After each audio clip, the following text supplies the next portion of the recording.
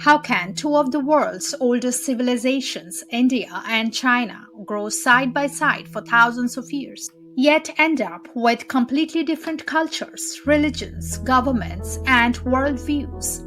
Is it geography, philosophy, or something deeper that shaped their destinies? Welcome to Sacred Echoes of India.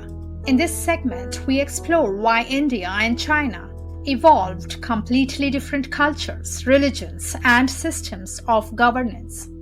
India has historically been metaphysical, speculative, and pluralistic. Its civilization has been driven by a quest of cosmic truth and inner liberation, reflected in philosophical systems like Vedanta, Buddhism, and Jainism. Indian civilization embraces contradiction, seeing the world as both illusion and real, and God as both one and many. This has fostered a society comfortable with ambiguity, debate, and diversity. China, on the other hand, was grounded in the pursuit of order, harmony, and practical ethics. Confucianism emphasized structure, loyalty, and role-based morality, a guide not for salvation but for social stability. Taoism provided balance through natural harmony, while legalism enforced order through strict law. The Chinese civilizational goal was not escape from the world but mastering it. Thus, while Indian thought often turned inward, seeking transcendence and tolerance for chaos, Chinese thought turned outward, emphasizing control, conformity, and order. India's geography is marked by porous mountain ranges and long coastlines that facilitated both invasion and integration. Persians, Greeks, Central Asians, Mughals, and British all left deep imprints.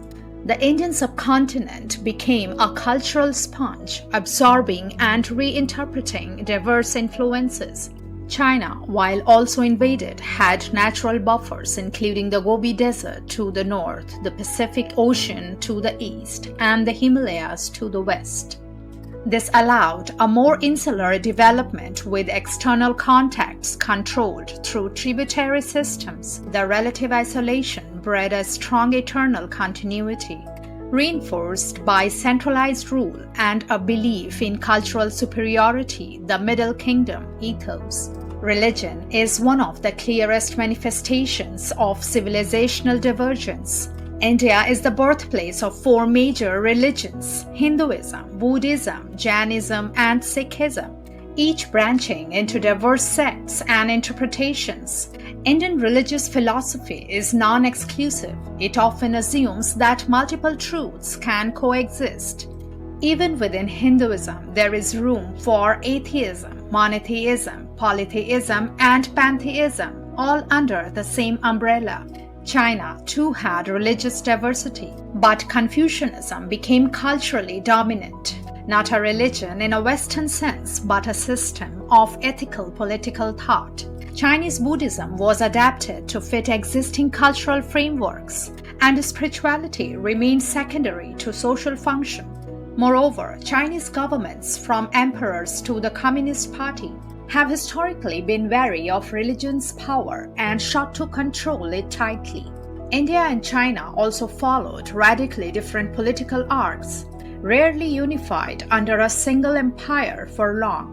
India developed as a patchwork of kingdoms, each with distinct languages, customs, and rulers. This decentralization encouraged local identities and cultural pluralism. Even under British colonial rule, India remained administratively divided. China, in contrast, was repeatedly unified under strong dynasties.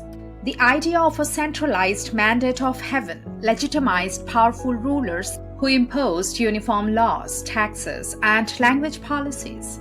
This created a lasting tradition of bureaucratic statecraft, culminating in the modern Chinese state, one language, one party, one direction, where Indian politics evolved into multi-party democracy with unruly pluralism. Chinese politics became a model of centralized authoritarianism, with Confucian overtones of obedience and duty. India's linguistic diversity is astounding. with 22 official languages and hundreds of dialects. Language in India is a marker of regional identity and pride. China, while dialectically diverse, is united by a single written script, Chinese characters. Mandarin, standardized under the communist regime, has become the dominant spoken language. India, the world's largest democracy, is messy, loud, and chaotic, but deeply rooted in public participation and dissent. Its vibrant press, civil society, and electoral machinery reflect a bottom-up approach to governance. In China, dissent is limited and the state tightly controls life, but it has driven major economic growth and global influence. One system thrives on freedom and friction, the other one on discipline and direction. In India, civilization is seen as open-ended, layered, and eternally evolving, a synthesis rather than a statement. Its identity is forged through continuous debate between tradition and modernity. In China, civilization is often viewed as a legacy to protect and project. From Confucius to Xi Jinping, there is an arc of continuity, a belief that Chinese civilization is self-sufficient, superior, and should lead globally. Despite sharing a border and millennia of interaction, India and China represent two fundamentally different answers to the question of how societies should be organized, governed, and understood.